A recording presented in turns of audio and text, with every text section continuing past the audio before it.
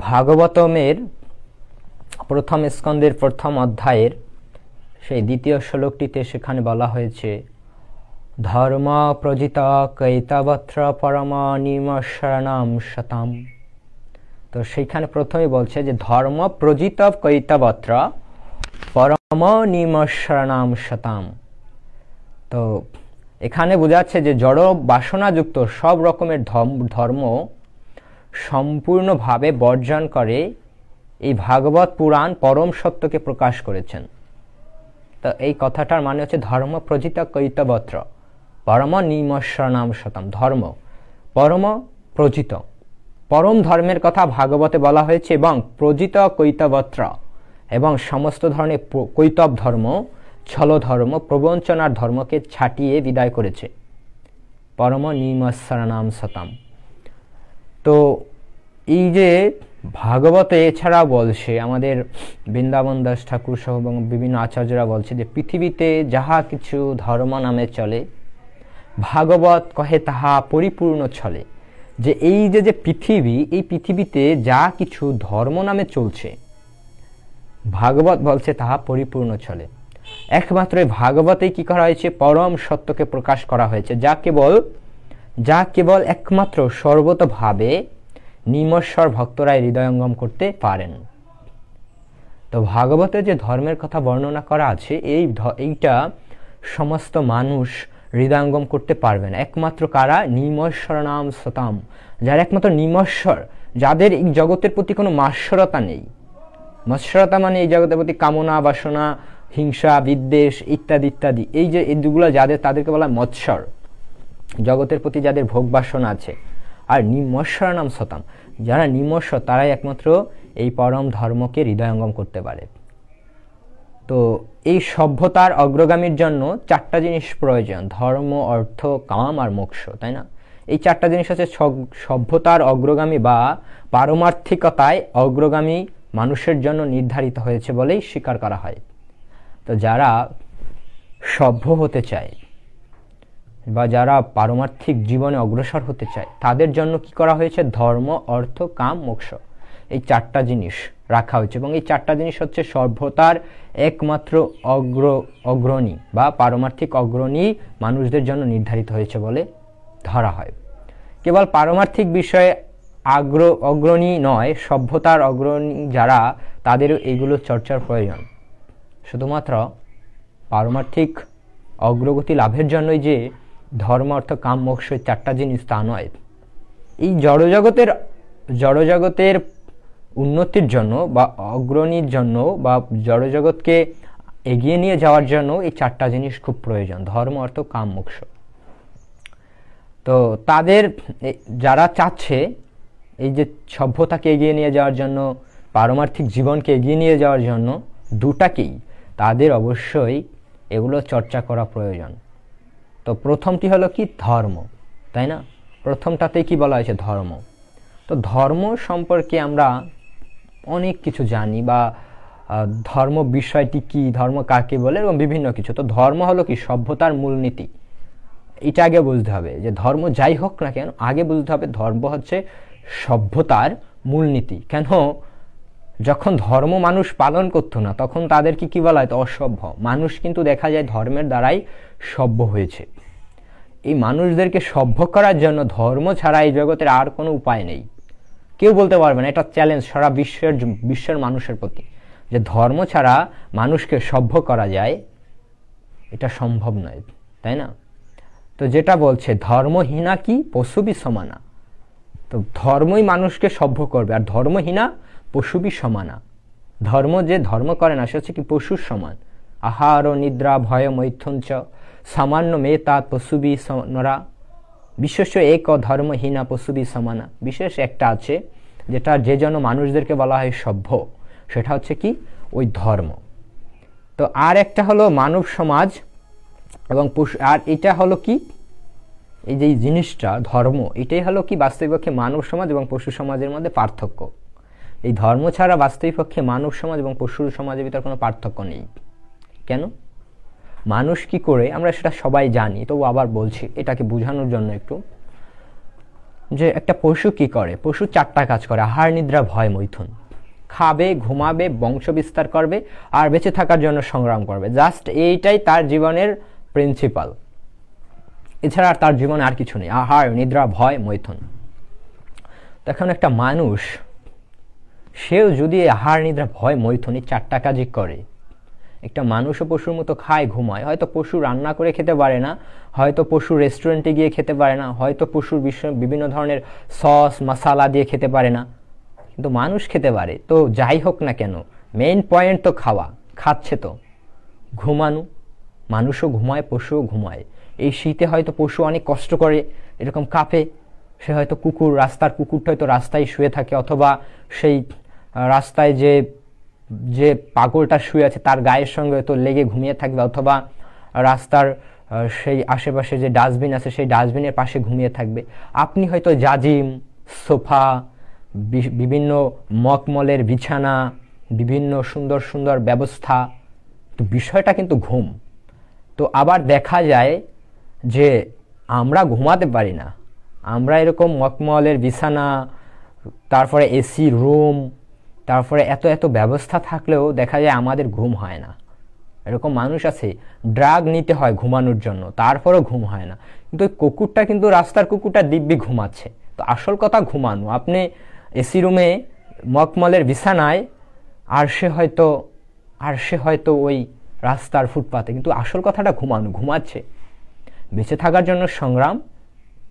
ওই কুকুরটাও বেঁচে থাকার জন্য সংগ্রাম করছে তো, না হলে তো সে রাস্তার ওই গাড়ির চাপায় পড়ে মরে যেত, না হলে হয়তো ও এই শীতে বাঁচতেই পারবে না। ঘুমাচ্ছে তো, ওর বেঁচে থাকার জন্য সংগ্রাম করছে তো। তো এই যে সংগ্রাম, এটা কুকুরও করে। এই এলাকার কুকুর ওই এলাকায় গেলে মারামারি লাগিয়ে দেয়, এই এলাকার বাঘ ওই এলাকায় ঢুকলে মারামারি লাগিয়ে দেয়, এই ঘরের বিড়াল ওই ঘরে গেলে ওই ঘরের বিড়াল একে ধাওয়ায়। তারপরে এই যে সংগ্রাম করে বেঁচে থাকে, সবাই তার কর্তৃত্ব দেখাতে চায়, এটা এই এলাকার মালিক আমি। তো এই যে বেঁচে থাকার জন্য সংগ্রাম করছে, এটা মানুষও করছে। মানুষও ছোট সময় থেকে পড়ালেখা করছে, তারপরে চাকরি করছে, তারপরে ব্যাংক ব্যালেন্স করছে, তারপরে হচ্ছে কি বলে ওটাকে, ইন্স্যুরেন্স করছে। বিভিন্ন পশু হয়তো ইন্স্যুরেন্স করতে পারে না, পশু হয়তো ব্যাংক ব্যালেন্স করতে পারে না, বেঁচে থাকার জন্য ওরকমভাবে তারা করতে, কিন্তু তার তো সংগ্রাম করছে। আর বংশ বিস্তার, কুকুরও বংশ বিস্তার করে, তার একটা সময় আসে সে তখন বংশ বিস্তার করে, মানুষও বংশ বিস্তার করছে। তো এইটা হচ্ছে কি, এই যে 4টা জিনিস একদম সবার জন্য ফান্ডামেন্টাল, একদম মেইন 4টা জিনিস: আহার, নিদ্রা, ভয়, মৈথুন। পশুর জন্য, মানুষের জন্য। তো পশু কিন্তু সভ্য নয়, পশু অসভ্য। কেন? পশুকে কেউ সভ্য বলে? এটা সভ্য পশু, এটা অসভ্য না। পশু সবসময় পশুকে বলা হয় কি, পশুই, অসভ্য, বর্বর। তো মানুষ এই জায়গাটা থেকে উঠে এসেছে, সেও এই 4টা কাজ করা সত্ত্বেও ওই জায়গাটা থেকে উঠে এসেছে। কেন? একটা জিনিস তার ভিতর ইউনিক আছে, সেটা হচ্ছে কি ধর্ম। এই জন্য সে মানুষ, সে সভ্য। যদি না থাকে তাহলে তাকে কি বলা হবে? ধর্মহীনা পশু বিসমান। আর সেও কি? পশু। সে পশু থেকে কোনো অংশেই সে কোনো রকমভাবেই উন্নতিও নয়, তাই না? তো এই মানব সমাজের অধনস্থ, মানে মানব সমাজের পর্যায় থেকে নিম্ন স্তরে 80 লক্ষ বিভিন্ন প্রজাতি রয়েছে। আমরা সকলে জানি 84 লক্ষ প্রজাতি রয়েছে ভগবানের সৃষ্টিতে, মাত্র 4 লক্ষ হচ্ছে মানুষ। এর ভিতরে 4 লক্ষের ভিতরে সভ্য, অসভ্য, অর্ধসভ্য, তাই না? তারপরে আরও এরকম অনেক কিছু আছে। আর জাস্ট মানুষের পর্যায় থেকে নিচে হচ্ছে 80 লক্ষ প্রজাতি রয়েছে, কিন্তু সেখানে ভগবত চেতনার কোনো ব্যাপার নেই। আছে মানুষ ব্যতীত, এই 4 লক্ষ ব্যতীত আর যে 80 লক্ষ পড়ে আছে মানুষের নিচে, কুকুর, বিড়াল, গরু, ছাগল, কীট পতঙ্গ, পাখি, বৃক্ষ, লতা পাতা, কারো ভিতর কি কোনো ভগবত চেতনার কোনো ব্যাপার আছে? নাই। শুধুমাত্র মানব সমাজের ভিতরই আছে, তাই না? তো তারা কিছু ধর্মনীতি মেনে চলে, একমাত্র মানুষই কিছু না কিছু ধর্মনীতি মেনে চলে। তো সভ্য সমাজে ধর্মের একটা প্রতীক অত্যন্ত সামনে থাকে। এই ধর্মটা হচ্ছে কি সভ্য সমাজের একটা প্রতীক। আপনি সভ্য, আপনাকে কি করে লোকে বলবে সভ্য? এর যে একটা সিমটম, এই সিমটমটা হচ্ছে কি ধর্ম। এইটা সবসময় সামনে থাকবে। তো হিন্দু, মুসলিম, বৌদ্ধ এবং আরও কত মানুষের কত ধর্ম বিশ্বাস করছে, তাই না? তো প্রত্যেকটাই কিন্তু আছে তাদের কাছে সভ্য হিসেবে। এই এক একটা জিনিস হচ্ছে তাদের কাছে সিমটম যে হ্যাঁ আমি দেখো সভ্য। তো তা হবেই, কারণ এটা হলো কি মানব সমাজ, এখানে ভগবত উপলব্ধির কোনো না কোনো ধারণা বা কিছু একটা নীতিবোধ অবশ্যই থাকবে। এটা মানব সমাজ, প্রত্যেকটা মানুষের ভিতরেই, প্রত্যেকটা মানুষের ভিতরেই কিছু না কিছু নীতিবোধ, নীতি জ্ঞান আছে। রাস্তা দিয়ে চলে যাচ্ছেন, আপনি রাস্তায় একটা মানি ব্যাগ পড়ে আছে, আপনি পেয়ে তুলে নিয়ে চলে গেলেন, আপনি মরালিটি লেস মরালিটি, আপনার ভিতরে কোনো নীতিই নেই, আর আপনি ওটা পেলেন, হয় দেখে ওখানে রেখে দিলেন, অন্তত মরালিটি আছে। আর হয়তো হাতে করে নিয়ে গেলেন, রাস্তায় কাউকে দেখলে বললেন এটা পেয়েছি, এটা কার, প্রমাণ দিয়ে নিয়ে যাবে, মরালিটি আছে আপনার। তো দেখা যায় প্রত্যেকটা মানুষের ভিতরেই কিছু না কিছু মরালিটি আছে, নীতিবোধ বা একটা উপলব্ধি আছে, তাই না? তো এটা থাকবেই। এখানে ভগবত উপলব্ধি কোনো না কোনো ধারণা বা কিছু একটা নীতিবোধ অবশ্যই থাকবে, একেই বলে কি ধর্ম।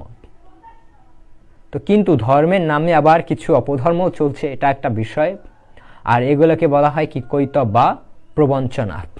ধর্মের নামে এই জগতে কিছু অপধর্মও আছে। পৃথিবীতে যাহা কিছু ধর্ম নামে চলে, ভাগবত কহে তাহা পরিপূর্ণ চলে। এই পৃথিবীতে যা কিছু আমরা ধর্ম নামে চলছে আমাদের, ভাগবত বলছে কি সব চলো না। তো ধর্ম কোনটা? যেমন এটা স্বর্ণ, এই জগতে স্বর্ণ, তামা, সিটি গোল্ড একই রকম দেখতে, তাই না? ওই স্বর্ণ আর সিটি গোল্ড একই রকম দেখতে, তথাপি জোহরি, যিনি জোহর, সে বুঝে যায় এটা সোনা, এটা সিটি গোল্ড।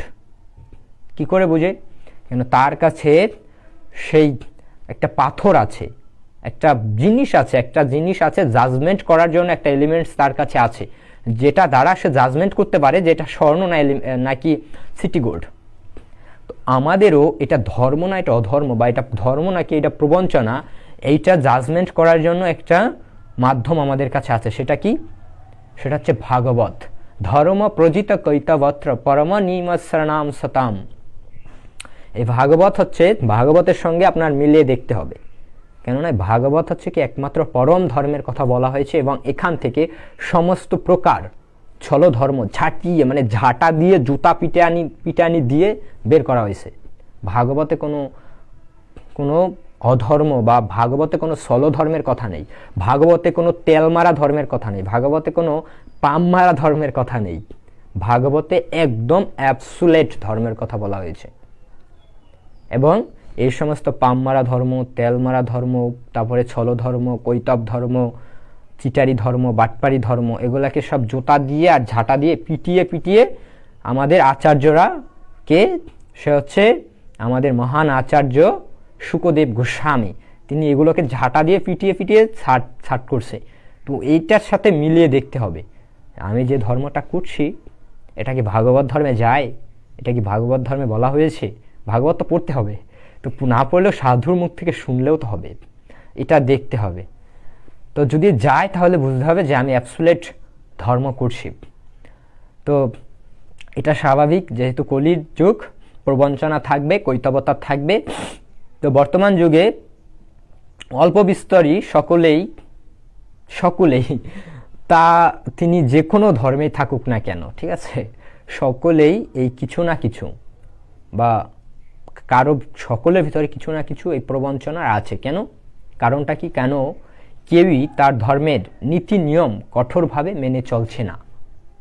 যেহেতু যেমন আমি আমার ধর্মের কঠোর নিয়ম কানুন যদি মেনে না চলি, তার মানে আমার ভিতর কিছু না কিছু প্রবঞ্চনা বা কৈতবতা আছে, কৈতব ধর্ম আছে। কেন আমি নিজের ধর্মটাকে যথাযথভাবে মেনে নিচ্ছি না, কঠোরভাবে নিয়মগুলোকে মেনে চলছি না, এটাই বাস্তব সত্য, এটাকে মেনে নিতে হবে। এবং যেহেতু আমি আমার ধর্মের নিয়মগুলোকে যথাযথভাবে মেনে নিচ্ছে না, তার মানে আমার ভিতর কৈতবতা আছে, এটাই কৈতব ধর্ম এবং এটাই বাস্তবতা, তাই না? তো কৈতব কি? কৈতব হলো মানুষ জানে না ধর্মের উদ্দেশ্য কি। মানুষ যখন জানতে পারে না বা মানুষ যখন বুঝতে পারছে না ধর্মের উদ্দেশ্য কি, ধর্মের অর্থ কি, বা আমরা এটাকে কিভাবে ব্যবহার করব বা কিভাবে এটাকে ব্যাখ্যা করব, এটা যখন মানুষ বুঝতে পারছে না, সেটাকেই বলা হয় কৈতব ধর্ম। মানে সে ধর্ম করছে কিন্তু সে জানছে না ধর্মের উদ্দেশ্য কি। সে অমকে কিছু একটা বললো, ফাটিয়ে দিল, ছিঁড়ে দিল, লেটে দিল, কেটে দিল, এবং সে বুঝতে পারছে না যে ধর্ম কিভাবে ব্যবহার করতে হয়, ধর্মের অর্থ কি। আর এইটাই কি করছে আমাদের আচার্যরা বোঝাচ্ছে, বাস্তব ধর্মটা কি, সত্যিকারের ধর্মটা কি, এইটাকেই তারা কি করছে বারবার বুঝিয়ে বলছে। এবং কি বলছে, ধর্ম তো সাক্ষাৎ ভগবত প্রণীত আইন। ধর্ম কি? ধর্ম তো সাক্ষাৎ ভগবত প্রণীত। ধর্ম কি? ধর্মের ডেফিনেশন কি? ধর্মের ডেফিনেশন হচ্ছে ধর্ম তো সাক্ষাৎ ভগবত প্রণীত। ধর্মটা হচ্ছে কি? সাক্ষাৎ ভগবানের প্রণীত আইন, জাস্ট ইট, আর কিছু না। ধর্ম মানে হচ্ছে ভগবানের প্রণীত আইন, যেটা ভগবান বলছে। তো শুধুমাত্র, তবে ধর্মের ভিতর শুধুমাত্র যে তত্ত্ব কথা আর সূত্র থাকবে তাই নয়, তাই না? শুধুমাত্র তত্ত্ব কথা আর সূত্র আছে ধর্ম হয়ে গেছে প্রকৃত ধর্ম, তা নয়। প্রকৃত ধর্ম কোনটা? তার ভিতর অবশ্যই সূত্র থাকবে, তত্ত্ব কথা থাকবে, কিন্তু মেইন যেটা থাকতে হবে সেটা হচ্ছে কি? সাক্ষাৎ ভগবত প্রণীত, সাক্ষাৎ ভগবানের প্রণীত আইন থাকবে। সাক্ষাৎ ভগবান যেটাকে বলছে এইটা থাকতে হবে। তো সূত্র থাকবেই, তবে যথার্থ ধর্মের মূলনীতি হলো প্রদত্ত, ভগবানের প্রদত্ত সেই বিধি নিয়ম, যা আমাদেরকে মাস্ট মেনে চলতেই হবে, অবশ্যই মেনে চলতে হবে। ঠিক যেমন আমরা উদাহরণ দিতে পারি, ঠিক যেমন হচ্ছে আমরা যে দেশে বসবাস করি বা যে স্থানে বসবাস করি বা যে রাষ্ট্রে বসবাস করি, অবশ্যই সেই রাষ্ট্রের একটা সংবিধান আছে, কিছু আইন আছে, যে আইনের দ্বারা আমরা পরিচালিত, তাই না? এবং এই আইনগুলো মেনে চললে আমরা সুনাগরিক, আর যদি মেনে না চলি তাহলে আমরা কি? রাষ্ট্রদ্রোহী বা আমরা অপরাধী। আমাদের স্থান হবে কোথায়? জেলখানাতে, তাই তো? তো ঠিক তেমনি ভগবানেরও এই বিশাল সাম্রাজ্য, আমরা যেখানে আছি সেটা ক্ষুদ্র একটা দেশ, ধরুন বাংলাদেশ বা ভারতবর্ষ। তো এই বাংলাদেশ ভারতবর্ষে আমরা আছি, আর এই রাষ্ট্রে বসবাস করার জন্য আমাদেরকে কত কত কত আইন, কত নিয়ম, কত কিছু মেনে চলতে হয়। রাস্তায় বেরিয়েছি, গাড়ি চালাচ্ছি, রাস্তায় রেড লাইট জ্বলছে, সঙ্গে সঙ্গে গাড়িটাকে থামিয়ে দিতে হবে। যদি গাড়িটাকে চলি, সামনে আমাকে সার্জেন্ট ধরবে, সামনেই লোক আছে আমাকে ধরবে, পালাইতে পথ নাই, সামনে আছে, পিছে আছে, তো ধরবে আমাকে। আবার যখন আমাকে সবুজ বাতি জ্বালিয়ে দেওয়া হবে, তো আমি আবার ড্রাইভ করব, চলে যাব, তাই তো? তারপরে আমি রাস্তায় বেরোলে আমার কত নিয়ম কানুন মেনে চলতে হয়, আমার শিক্ষা প্রতিষ্ঠানে গেলে কত নিয়ম কানুন মেনে চলতে হয়। আচ্ছা, দেশের এত ছোট্ট একটা দেশ, এত ছোট্ট একটা স্থান, এইখানে যদি এত নিয়ম কানুন, এত কিছু থাকে, তাহলে পরমেশ্বর ভগবানের সৃষ্টিতে এত বিশাল সাম্রাজ্য, ভগবানের বিশ্ব ব্রহ্মাণ্ড, এরকম অনন্ত অনন্ত কোটি বিশ্ব ব্রহ্মাণ্ড ভগবান সৃষ্টি করেছেন। এবং সেই সমস্ত ব্রহ্মাণ্ডকে বিচার করতে গেলে আমার এই পৃথিবী সমুদ্রের এক বিন্দু জলের সমান, বিশাল সমুদ্রে এক ফোঁটায় এক বিন্দু জলের সমান, তাই না? তো আমার তাহলে ভগবানের এত বড় সাম্রাজ্যে কি কোনো আইন নেই, কোনো ব্যবস্থা নেই? যেমন এই পৃথিবীর বা এই দেশের আইনকে পরিচালনা করার জন্য পুলিশ, তারপরে র্যাব, আর্মি, বিডিআর, কত কি থাকে। তারা হচ্ছে কি দেশের আইনটাকে সুরক্ষা করছে, বা দেশের আইন লোকেরা যথাযথভাবে পালন করছে কিনা, কেউ আইন ভঙ্গ করছে কিনা, তাদের দেখছে। তো এত কিছু যদি ব্যবস্থা থাকে শুধুমাত্র একটা দেশ পরিচালনা করার জন্য, একটা স্থান পরিচালনা করার জন্য, তাহলে ভগবানের এই বিশাল সাম্রাজ্যে কি কোনো আইন নেই? সেগুলো কি আমাদের আপনাদের মেনে চলতে হবে না? এইটুকুলে নেই? অবশ্যই আছে। এবং ভগবানের এই বিশাল সাম্রাজ্য, বিশাল আইন পরিচালনা করার জন্য কি কেউ নেই? অবশ্যই আছে। এর জন্য কি করেছে ভগবান? প্রত্যেকটা ব্রহ্মাণ্ডে 33 কোটি দেবদেবীদেরকে সৃষ্টি করেছেন, এবং তাদেরকে এক এক ডিপার্টমেন্টের দায়িত্ব দেওয়া হয়েছে, এক এক ডিপার্টমেন্টের রুলস রেগুলেশন তারা সৃষ্টি করছেন, ক্রিয়েট করছেন, এবং আমাদেরকে দিয়ে তারা সেগুলোকে পালন করাচ্ছে, তাই তো? তো আমরা যদি সেইটা না বুঝতে পারি এবং আমরা যদি মনে করি যে না, ভগবানের কোনো আইন নেই, ভগবান এই জগতে নেই, ভগবানের কিছু নেই, তাহলে সে হচ্ছে কি? সেই মানুষটা হচ্ছে নিতান্তই মূর্খ ছাড়া আর কিছুই নয়, যে ভগবান নেই বলে স্বীকার করে। এবং তার স্বীকার করার স্বীকার করার ভগবান যে নেই, এইটা বলার একমাত্র কারণ হচ্ছে যে ভগবানকে সে দেখতে পারছে না। তার কথা হচ্ছে আমি ভগবানকে দেখতে পারছি না। আচ্ছা, ভগবানকে দেখতে গেলে তো যোগ্যতা লাগবে। আমি ভগবানকে দেখব এই জন্য তো আমার একটা একটা একটা এবিলিটি বা আমার একটা যোগ্যতা থাকা দরকার। যদি আমার যোগ্যতা না থাকে তাহলে আমি কি করে ভগবানকে দেখব? যেমন ধরুন আমি ভারতবর্ষে গেলাম, দিল্লিতে গেলাম বা গুজরাটে গেলাম, তো আমি সেখানে ঘুরলাম, তো এখন আমার নরেন্দ্র মোদীর সঙ্গে দেখা হয়নি বা আমার সঙ্গে আমার আত্মীয় স্বজনও গেল, তো আমরা কেউই দেখতে পারলাম না নরেন্দ্র মোদীকে। তো আমরা কি সেখানে মেনে নিব যে মোদী নেই, এরকম বলবো? না, মোদী আছে, সবাই তো তাকে দেখবো না, সবাই তো তাকে দেখতে পারবে না। তাকে দেখার জন্য ওরকম যোগ্যতা থাকা দরকার। আমার যদি যোগ্যতা না থাকে আমি তার সঙ্গে যাব, একটা ইস্যু থাকতে হবে তো। নাকি আমার কোনো কাজ নাই দাজ নাই আর তারও কোনো কাজ নাই, সে বসে আছে অলস, সে আমার সঙ্গে আমার মতো একটা ইস্যুলেস ব্যক্তির সঙ্গে সে দেখা করবে? না, আমার একটা ইস্যু থাকতে হবে। ইস্যুটা থাকলে ভগবানকে দেখতে পারবো, ওই মোদীকে দেখতে পারবো। তো আমি ভগবানকে দেখবো, কি ইস্যু আছে আমার জীবনে, কি আছে ইস্যু। একদিন ঠিকই ভগবানকে দেখতে পারবো, একটা ইস্যু আছে অবশ্যই। সেটা হচ্ছে যে পালাইতে পথ নাই, জম আছে পিছে। ভগবান বলছে আমি হচ্ছে অহম কাল, অহম অস্মিন কাল, আমি কাল। তো তুমি যত অপরাধ করেছো, যত পাপ করেছো, এই ইস্যুতে তোমার সামনে আমি কাল রূপে আসব, একদম তোমাকে ধরবো। তো সেই ইস্যুটা তো আসতে সময় লাগবে, কাল রূপে তো আসবে একটা সময়, তখন দেখবো, দেখলেও বুঝতে পারবো না। এবং তখন আমার সঙ্গে ভগবান কিভাবে আসবে? ওই বিড়ালের মতো। ধরুন একটা বিড়াল আমরা সকলেই দেখেছি, ওই বিড়াল কিন্তু হয়তো আপনারা সবাই দেখেছেন, বিড়ালের যখন বাচ্চা হয় তখন ওই বিড়ালটা কি করে তার বাচ্চাকে এক স্থান থেকে আর এক স্থানে ট্রান্সফার করার জন্য বা প্লেস চেঞ্জ করার জন্য সে কিন্তু তার ছানাটাকে মুখ দিয়ে কামড় দিয়ে নিয়ে যায়, তাই না? তো আমি যখন ছোট ছিলাম তখন আমি একবার এরকম দেখেছিলাম, তো আমি সঙ্গে সঙ্গে একটা লাঠি নিয়ে বিড়ালটাকে ধাওয়া দিছি। হ্যাঁ, আমি তো বুঝতে পারিনি, আমি মনে করছি বিড়ালটা তার বাচ্চাটাকে খেয়ে ফেলছে। ছোট হচ্ছে, আমার এখন মনে আছে সেই মজার ঘটনাটা। তো এরকম সে তার বাচ্চার জন্য কিন্তু কোমল স্নেহময়ী, সে মুখ দিয়েই ধরছে, কিন্তু তার বাচ্চার কিন্তু কোনো ক্ষতি হচ্ছে না, বরঞ্চ তার বাচ্চাকে সুরক্ষিত একটা স্থানে সে নিয়ে যাচ্ছে। কিন্তু ওই একই বিড়াল একই মুখ দিয়ে যখন ইঁদুরকে ধরে, তখন কি এই ইঁদুরের কাছে স্নেহময়ী কোমল নাকি জমের মতো? তো এই যে একই ভগবান ভক্তের কাছে আসবে এরকম স্নেহময়ী কোমল, প্রহ্লাদ মহারাজের কাছে যেভাবে আসছে, নৃসিংহদেব কোমল, একদম মায়ের থেকেও কোমল হৃদয় নিয়ে আসছে, প্রহ্লাদ মহারাজকে চেটে দিচ্ছে, এরকম আদর করছে। আর হিরণ্যকশিপুর কাছে সাক্ষাৎ ভয়ঙ্কর মূর্তি জমেরও বাপ। তো এই হচ্ছে বিষয়। তো ভগবান আমার কাছে আসবে, একটা ইস্যু আছে, যদি আমার বেশি অপরাধ থাকে ওই অপরাধের ইস্যু নিয়ে ভগবান আমার সামনে একদিন আসবে। কিন্তু যদি আমি এই জন্মে তাকে দেখতে চাই তাহলে তো একটা ইস্যু দরকার। তো সে তেমন তো কোনো ইস্যু নেই ভগবানের কাছে, ওরকম না তো ভক্তি আছে, না তো ভগবানকে প্রচুর ডাকছি, না তো ভগবানের কাছে প্রচুর প্রার্থনা করছি। ওই সমস্ত মূর্খ ব্যক্তিরা যারা বলছে ভগবান নেই, ভগবানকে দেখছি না, তো এরা হচ্ছে নিতান্তই মূর্খ। তো দেখার জন্য একটা ইস্যু থাকা দরকার, ওরকম চোখ থাকা দরকার, দৃষ্টি থাকা দরকার, তাই না?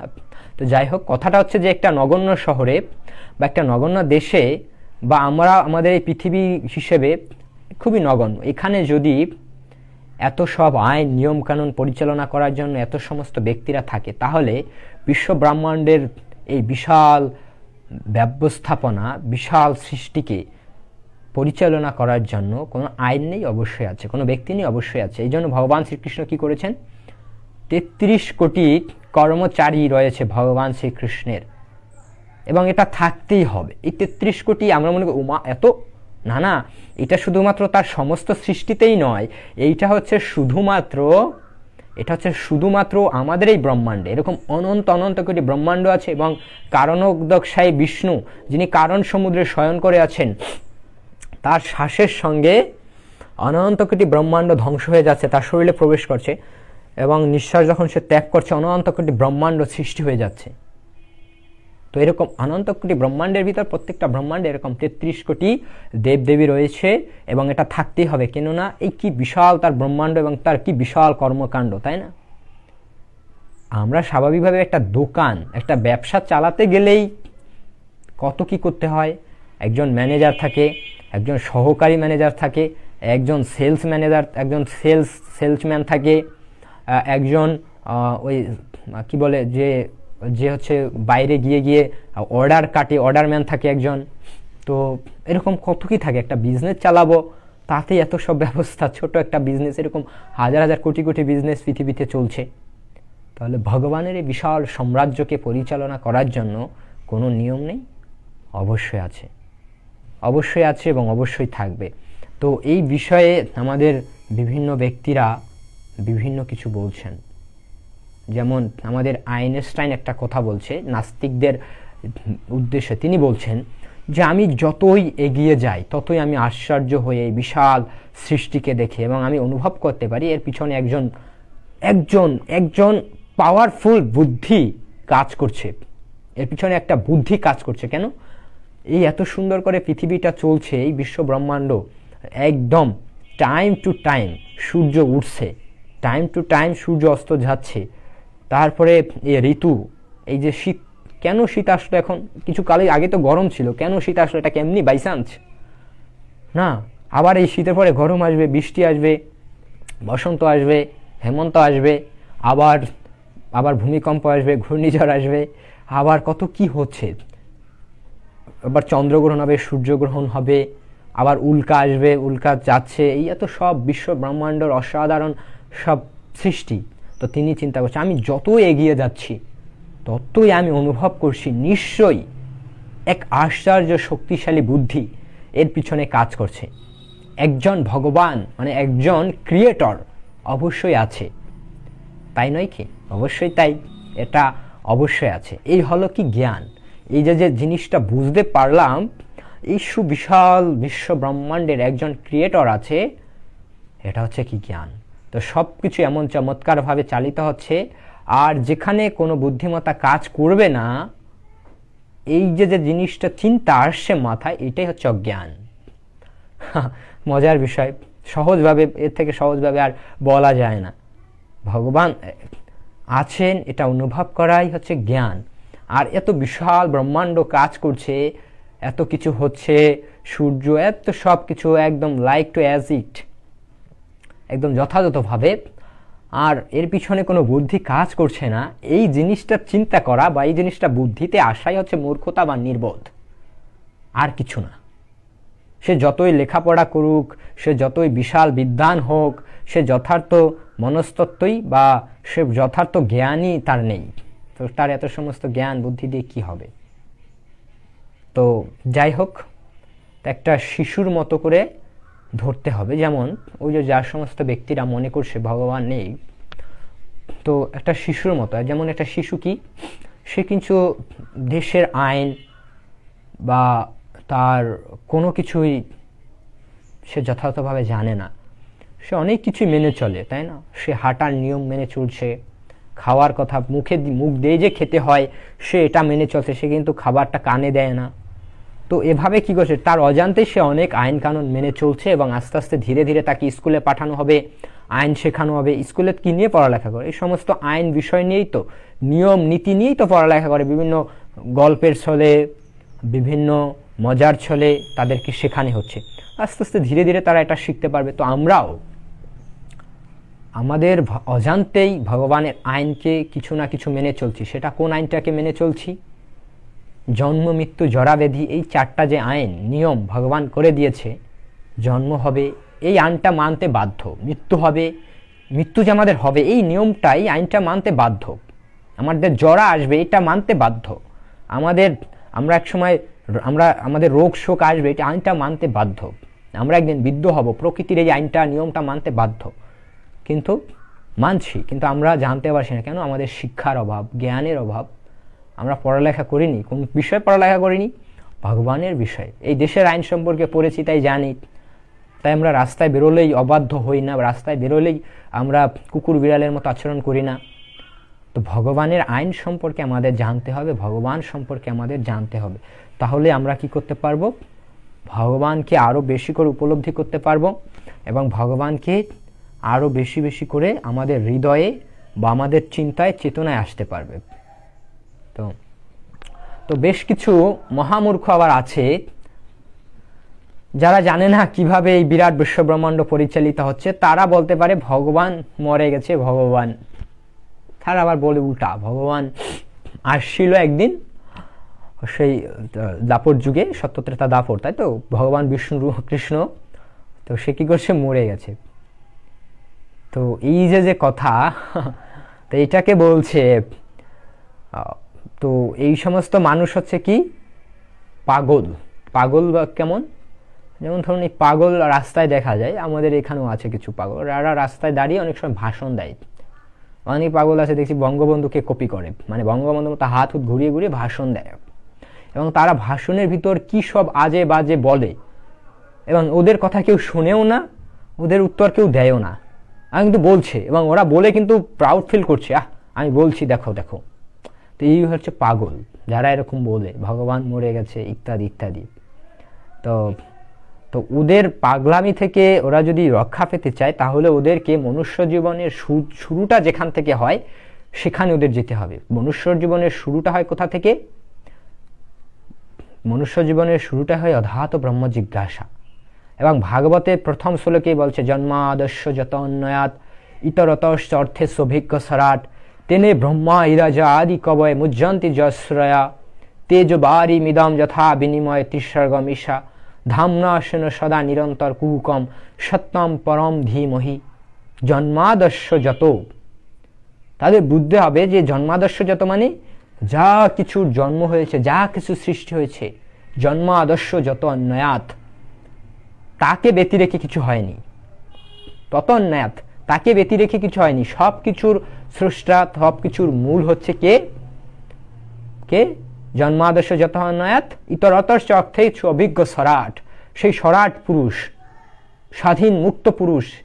তেনে ব্রহ্মা ইদা জ আদি কবয় মুজ্জন্তি যশ্রয়, যে আদি পুরুষ প্রথম ব্রহ্মার হৃদয়ে, আদি কবি ব্রহ্মার হৃদয়ে পরম তত্ত্ব জ্ঞান প্রদান করেছিলেন। কে দিয়েছে ব্রহ্মাকে আদি জ্ঞান? কৃষ্ণ।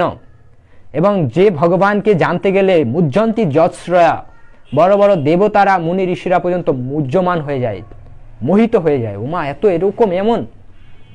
আর আমরা তো সাধারণ মানুষ, পাগলের মতো তো এমনিতেই পাগলামি করছি, ভগবান নেই এই সেই, আমরা কি করে বুঝতে পারবো তাকে? মুজ্জন্তি যশ্রয়া, যেখানে ভাগবতে বলছে বড় বড় দেবতারা মুনি ঋষিরা মুহ্যমান হয়ে যায়, মানে তারা মোহিত হয়ে যায়, তারা বুঝতে পারে না, এখানে আমি বুঝতে পারবো। মুজ্জন্তি যশ্রয়া তেজ বারি মিদম যথা বিনিময় তিসর্গ মিশা, তিনি ত্রিলোক যাহা কিছু আছে সব কিছু স্রষ্টা। ধামনা সেন সদা নিরন্তর কুহুকম, ভাগবতে প্রথমেই সেই ভগবানের স্তুতি করে বলা হয়েছে, ধামনা সেন সদা নিরন্তর কুহুকম, আমি সেই স্রষ্টা, সেই পরমেশ্বর ভগবান শ্রীকৃষ্ণকে নিরন্তর কুহুকম, নিরন্তর তার ধ্যান করি, এবং তিনি হচ্ছেন কি সত্যম, এবং তিনি হচ্ছে সত্য, এবং তিনি পরম ধীমহি, পরম ধর্ম। এত সুন্দর করে ভাগবতে বর্ণনা দেয়া আছে প্রথম শ্লোকে, একদম ভাগবতের প্রথম স্কন্ধে প্রথম শ্লোকে, আমরা পড়েও দেখছি না। জন্মাদস্য যত, এই কথাটুকু যদি বুঝতে পারি যে সব কিছু স্রষ্টা হচ্ছে কি কৃষ্ণ, সব কিছু তার থেকে আসছে, এবং এই সুবিশাল সাম্রাজ্য যাহা কিছু আছে, বিশ্বের অনন্ত কোটি বিশ্ব ব্রহ্মাণ্ড, সব কিছু কার সৃষ্টি? তার থেকে আসছে। জন্মাদস্য, এটা হচ্ছে কি একজন সুবিবেচিত বা সুমস্তিষ্কর মানুষের ধারণার, বা তার ধারণা এটা আসবে। তো যাদের ভিতরে এটা নেই, তাদেরকে ওই মনুষ্য জীবনের শুরুতে যেতে হবে, বেদান্ত সূত্র দ্বারা যেটা শুরু হয় মনুষ্য জীবন, অথাত ব্রহ্ম জিজ্ঞাসা। মনুষ্য জীবনটা শুরু হয় কিসে থেকে? ব্রহ্ম জিজ্ঞাসা থেকে। ব্রহ্ম জিজ্ঞাসা, ব্রহ্ম জিজ্ঞাসা মানে হচ্ছে কি পরম তত্ত্ব কি, আমি কে, আমি কোথা থেকে এসেছি, কোথায় যাব, এই জগতের স্রষ্টা কি, এই জগৎ কি করে পরিচালিত হচ্ছে, এই যে জিনিস জাস্ট জীবনের প্রথম শিক্ষা। যেমন আমরা আমাদের জীবনে প্রথম শিক্ষা থাকে সর সরেয়া ক খ, মা শিখায়। তো আমার জীবনে, একটা মনুষ্য জীবনে প্রথম পার্ট যেটা মার কাছ থেকে শিখতে হবে, মাকে, বেদ হচ্ছে মাতা। কেন বেদ মাতা? আর পিতা হচ্ছে প্রভু কৃষ্ণ। কেননা এই জগতে যারা আমরা আছি, আমার পিতা কে? আমার পিতা কে এটা কে বলতে পারবে? কোনো বিজ্ঞান বলতে পারবে না, প্রমাণ করে দেখাতে পারবে না যে আমার বাবা হচ্ছে ও, আমার বাবা হচ্ছে শ্বেত, এটা কোনো বিজ্ঞান তো দূরের কথা, কেউ প্রমাণ করে দিতে পারবে না। একমাত্র কে পারে আমার বাবাকে এটা প্রমাণ করতে? কে বলতে পারবে সত্য কথাটা? মা। কেন? মাই জানে একমাত্র আমার পিতা কে, এছাড়া আর কেউ না। তো বেদ হচ্ছে কি মাতা। কেন? এই বেদ মাতার মাধ্যমেই আমরা জানতে পারি আমাদের পরম পিতা কে, আর সেটা হচ্ছে কৃষ্ণ। তো এই মায়ের কাছ থেকে, এই বেদ মাতার কাছ থেকে, এবং আমাদের ভাগবতে আমাদের শাস্ত্রে বলা হয়েছে সপ্ত মাতা আছে, তাই না? আমরা 7টা মায়ের নাম জানি। তো বলছি, প্রথম নিজের জন্মদাত্রী মাতা, যিনি আমাকে জন্ম দিয়েছেন। তারপরে ধাত্রী, যিনি আমাকে জন্মের সময় ধরেছিলেন। তারপরে হচ্ছে আমাদের রাজমাতা, গুরুমাতা, পৃথিবী, তারপর হচ্ছে গাভী, বেদ। এই 7টা, বেদ হচ্ছে একটা, এই 7টা মাতা আমাদের আছে। তো এই মায়ের কাছ থেকে, বেদ মায়ের কাছ থেকে জীবনের প্রথম মানুষ হতে হয় কিভাবে, এই পাঠটাকে নিতে হয় বেদ মায়ের কাছ থেকে, বেদান্ত সূত্র থেকে। এবং এই বেদ মাতাকে জীবনে গ্রহণ করতে হবে। মায়ের কাছ থেকে যেমন আমি শিখেছি, যে আমি যে কথাগুলো বলছি এটা কার কাছ থেকে শিখেছি? মাতৃভাষা, মায়ের মুখ থেকে। তো প্রত্যেকটা মায়ের কাছ থেকে কিছু শেখার আছে। বেদ মাতার কাছ থেকে শিখতে হয় কি করে মনুষ্য জীবনটা শুরু হয়, আর ওনার কাছ থেকে শিখতে হবে পরম তত্ত্ব কি, পরমেশ্বর ভগবান কি, আমার পিতা কে, আমার পরম পিতা কে, আমি কে, কেন আমি এই জগতে এসেছি, কেন আমি দুঃখ পাচ্ছি, আমি কোথায় যাব, আর কোথা থেকে এসেছি, কি করে এই পৃথিবীকে পরিচালিত হচ্ছে। এই যদি কিছু প্রশ্ন, এইগুলোকে বলা হয় কি অথাত ব্রহ্ম জিজ্ঞাসা। বেদান্ত সূত্রের প্রথম অথাত ব্রহ্ম জিজ্ঞাসা। আমাদের এই অথাত ব্রহ্ম জিজ্ঞাসাই নেই। আমরা জীবনে বেঁচে আছি, কত জিজ্ঞাসা করি, আজ কি খাবো, আজ কোথায় যাব, এই ছুটি কোথায় কাটাবো, কোথায় হানিমুনে যাব, কি খাবারটা খেলে ভালো হয়, আজকে কি রান্না করব, আজকে কোনটা রান্না করব, আজকে কোন শাড়িটা পরবো, কোন রঙেরটা পরবো, কি মেকআপ দিব, কোন পার্লারে সাজবো, কোন হেয়ার কাটিং দিব, এই ইত্যাদি ইত্যাদি, কোন কোথায় কিভাবে কখন, এত প্রশ্ন। কিন্তু জীবনের মনুষ্য জীবন যে প্রশ্নগুলো দ্বারা শুরু হয়, অন্যথায় আপনার মনুষ্য জীবন শুরুই হয়নি, পশু জীবন। কেন? পশুরা কখন অথাত ব্রহ্ম জিজ্ঞাসা করতে পারে না, তারা ধর্ম জিজ্ঞাসা করতে পারে না, তাই তো? তো আমার জীবনে সেই অথাত ব্রহ্ম জিজ্ঞাসাই হলো না, কি করে মানুষ হবো? আমি তো মুখ দিয়ে বলবোই পিতা নেই, বাবা নেই, মা নেই, আমি তো ওই রাস্তার ছেলেপেলের মতো, যারা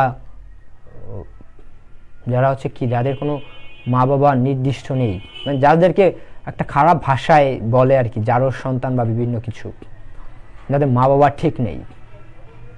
তো আমরা তো পিতাকেই মানছি না, মাকেও মানছি না, আমরা তো এরকম বলবোই। যেমন ওই রাস্তার ছেলেপেলেদের কাছে যখন বিভিন্ন সময় আমি দেখেছি ভিডিওতে, তাদের কাছ থেকে যখন ইন্টারভিউ নেওয়া হয়, তারা মা বাবাকে অনেক কটাক্ষ করে। যদিও পরিস্থিতি এটা সত্য, ওই কটাক্ষগুলো সত্য। কেন? ওই মা বাবাগুলো তাদেরকে জন্ম দিয়ে ফেলে রেখে চলে গেছে, কিন্তু আমার মা বাবা পরম ভগবান তো আর ফেলে রেখে চলে যায়নি জন্ম দিয়ে, সে তো আমাকে দেখছে, সে তো আমার জন্য এত সব ব্যবস্থা করেছে। তো তারা এরকম অনেক সময় বকাবকি করে, মা বাবাকে গালাগালি করে। তো আমরাও ওরকম পরিচয় দিচ্ছি ভগবানকে, ভগবান নেই, ভগবান মরে গেছে, ইত্যাদি ইত্যাদি। তো যাই হোক, তো ধর্ম মানে হচ্ছে কি অথাত ব্রহ্ম জিজ্ঞাসা, এবং এটাই হলো ধর্ম। আসলে যার অর্থ হলে সেই আদি উৎস পরম তত্ত্বের উপলব্ধি করা। ধর্মের একমাত্র অর্থই হলো কি, সেই পরমেশ্বরকে উপলব্ধি করা, পরমেশ্বরকে জানা। একেই বলা হয় কি প্রকৃত ধর্ম। সুতরাং সেই ধর্ম, ভগবত উপলব্ধি তত্ত্ব প্রত্যেক মানুষকে, প্রত্যেক সমাজকে, প্রত্যেক দেশকে মেনে চলতে হবে, তাই না? তো এটা আমাদের মেনে চলা উচিত। এবং ভগবান শ্রীকৃষ্ণের এই বিশাল সাম্রাজ্যের খুব ক্ষুদ্রাতি ক্ষুদ্র একটা প্রাণী হিসেবে আমি আছি, তাই না? তো কিছু আবার আছে যারা ধর্ম করে, তারা হচ্ছে কি, তারা বলে যে পরমেশ্বর ভগবান মানে তার কোনো রূপ বা কোনো আকার নেই, তার কোনো রূপ বা তার কোনো আকার বা কিছু নেই। তো তখন তারা কি করে, তারা বলে যেহেতু তার কোনো রূপ বা আকার নেই, তাই কি করা যায়, তাই তাকে যে কোনো একটা রূপ হিসাবে মেনে নেওয়া যায়, বা রূপ হিসাবে একটা মেনে নেওয়া যায়। কিন্তু আমাদের ভাগবতে এবং ব্রহ্মাজি বলছে ঈশ্বর পরম কৃষ্ণ সচ্চিদানন্দ বিগ্রহ অনাদির আদি গোবিন্দ সর্বকারণে কারণ। এবং পরমেশ্বর ভগবান শ্রীকৃষ্ণের রূপ আছে, এবং তার রূপটা হচ্ছে কি সচ্চিদানন্দ বিগ্রহ। তার রূপটা হচ্ছে কি সচ্চিদানন্দ রূপ, সচ্চিদানন্দ বিগ্রহ। তো তথাপি পরমেশ্বর ভগবান শ্রীকৃষ্ণ কি করছেন, আমাদের প্রতি কৃপা পরবশ হয়ে তিনি এই জগতে শ্রী বিগ্রহ রূপে অবতীর্ণ হয়েছেন, শ্রী বিগ্রহ রূপে। তো এইটা নিয়েও বিভিন্ন সময় দেখা যায় বিভিন্ন লোকেরা বিভিন্ন কথা বলে, আচ্ছা ভগবান পাথর হয়ে গেলেন, ভগবান পাথর হয়ে আছেন। ভগবান পাথর হয়ে যায়নি, ভগবান পাথর হয়নি। কেন? ভগবান ওই রূপেই আসছেন আমাদের প্রতি কৃপা করে। ভগবান যে বিগ্রহ রূপে আসছে, পাথর হয়ে আসছে, এইটাই তার কৃপা। কেন কেন এটা তার কৃপা? এটাই আমাদের প্রতি তার পরম কৃপা। বলছে ভগবানকে বলা হয় মানে অতীন্দ্রিয়, তাকে ইন্দ্রিয়ের দ্বারা অনুভব করা যায় না, এবং তাকে কোনো ইন্দ্রানুভূতি অতীত, তাকে ইন্দ্রিয়ের অনুভূতি আমাদের এই ইন্দ্রিয়ের দ্বারা তাকে অনুভব করা যায় না। কেননা যেমন আমাদের যেমন শরীর আছে, পরমেশ্বর ভগবানেরও শরীর আছে। কেননা আমাদের বাইবেলেও যে কথাটা বলা হয়েছে, বাইবেলও বলছে ভগবান বা ঈশ্বর তার কায়ায় করে জীব সৃষ্টি করেছেন, মানে তার কায়ায় মানে তার মতো করে ঈশ্বর এই জগৎকে আমাদের সৃষ্টি করেছে, এটা বাইবেলে বলা হয়েছে। আর আমাদের ভাগবতেও বলা হয়েছে ঈশ্বর তার মতো করে আমাদেরকে সৃষ্টি করেছেন। তো ঈশ্বর যেহেতু তার মতো করে আমাদের সৃষ্টি করেছে, আমাদের যেহেতু হাত আছে, পা আছে, তারও আছে। তার যদি না থাকে তো আমি কোথা থেকে পেলাম? তারও চোখ আছে, নাক আছে, কান আছে, মুখ আছে, তাই তো আমি পেয়েছি। তার না থাকলে আমি কি করে পাবো? এটা তো সহজ একটা কমন সেন্স, যে ঈশ্বরে না থাকলে আমি কি করে পাবো? আছে, তাই আমারও আছে। তার আছে বিদায় আমার আছে, আমি পেয়েছি। তো তারও একটা রূপ আছে। তো সেই রূপটা কি আমাদের ইন্দ্রিয়ের দ্বারা অনুভব করা যায় না।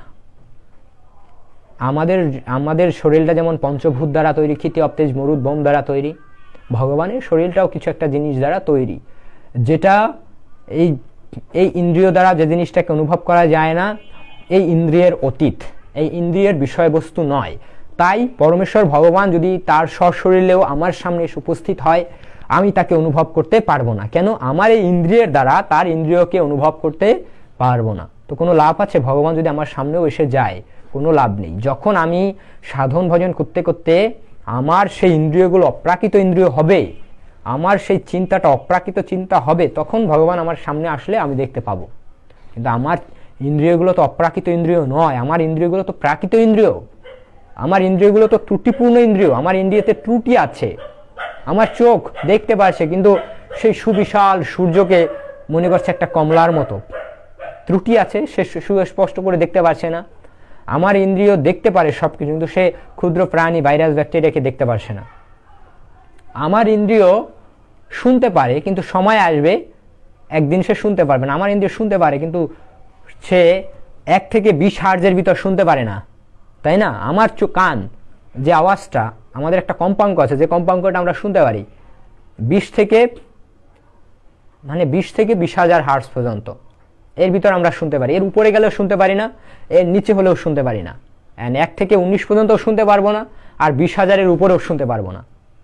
এটা অন্য প্রাণীরা শুনতে পারবে, তারা এটা, যেমন কুকুর কথা বলে, তাদের একটা কম্পাঙ্ক আছে, যে কম্পাঙ্কটায় তারা কথা বলে একে অপরের সঙ্গে সংকেত রাখে, কিন্তু ওই আওয়াজটা আমাদের কানে আসে না। কেন? কারণ তাদের কথা বলার আওয়াজটা হচ্ছে কম, কম্পাঙ্কটা কম, হার্জটা কম। তো আমাদের ত্রুটি আছে, আমরা সব ধরনের কম্পাঙ্ক শুনতে পারি না, ত্রুটি আছে। তো আমাদের হাত একদিন কাজ করতে পারবে না। তো এরকম ত্রুটিপূর্ণ ইন্দ্রিয়ের দ্বারা স্বয়ং সম্পর্ক একটা অপ্রাকৃত ইন্দ্রিয়কে অনুভব করা যাবে? একটা অপ্রাকৃত ইন্দ্রিয়কে, সেইটাকে আমি কখনো অনুভব করতে পারবো?